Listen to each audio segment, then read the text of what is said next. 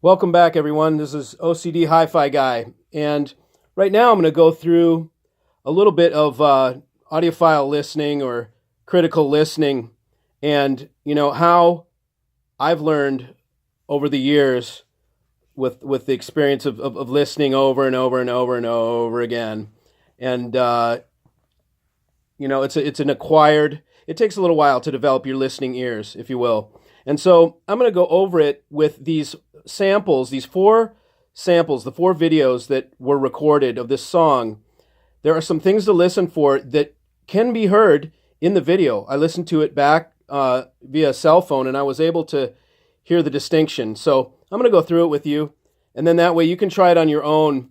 You might want to get a pencil handy or something, because I'm going to give you some numbers of when throughout the song we're going to listen for these cues.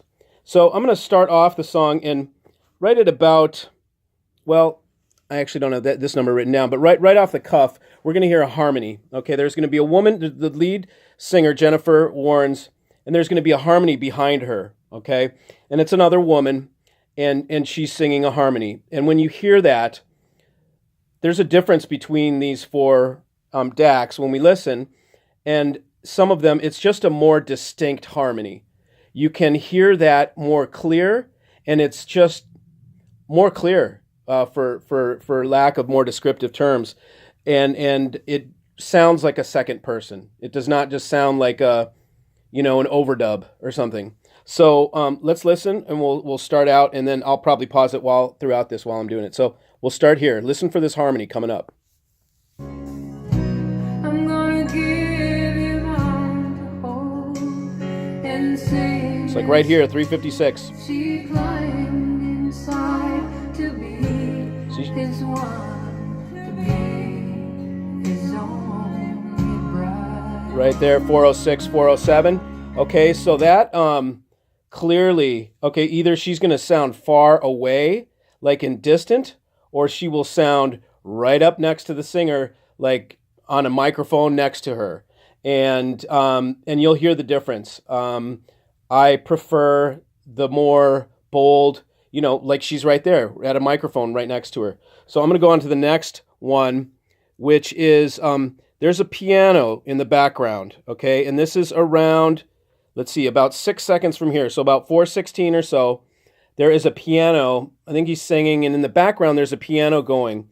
And there is a difference. Again, it's the same thing. Does the piano sound like distant and just little, or do you hear it in full in full regalia and clearly there's a piano behind the singer? So let's listen.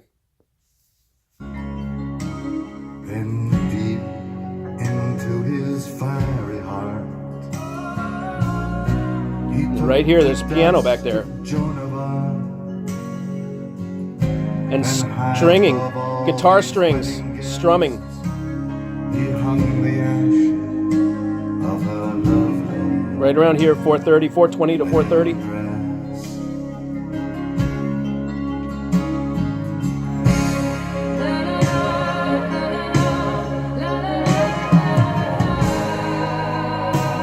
Now this has a chorus behind it.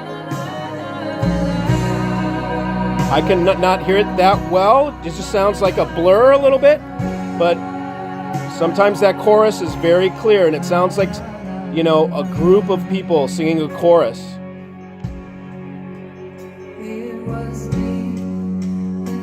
Now that tick, tick, tick thing, 508, should be clear, just pierce right through the air. And then she clearly understood if he was Same with the chorus here. she must be worth. There's also electric piano too in the background, like a. I saw her wince, I saw her cry, And of course that's saw the snare. glory in her eyes, myself. Okay, so I'm going to stop it right here. I kind of went through those things, and essentially, in a nutshell, we're just listening for the background harmony, the background piano, the background guitar strumming. Does it sound like metal strings, or can you barely hear it? Things like that. You're looking for these little cues and things that are in the background, and that's really how I decipher, anyways, when I'm listening between several components that are all very, very good.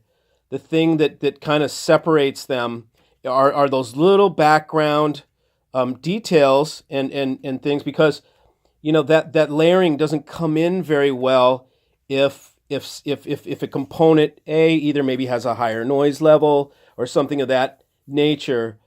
That's where you find it. It's in those fine details. So that's one way to listen and compare between different components. So just stay tuned, and from time to time, I'll when I come across different things that move me, that where I can hear something unique, or if I'm listening, I'll just post something so y'all can check it out.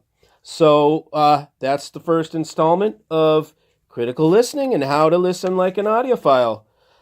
So I'll be back. Thanks for joining.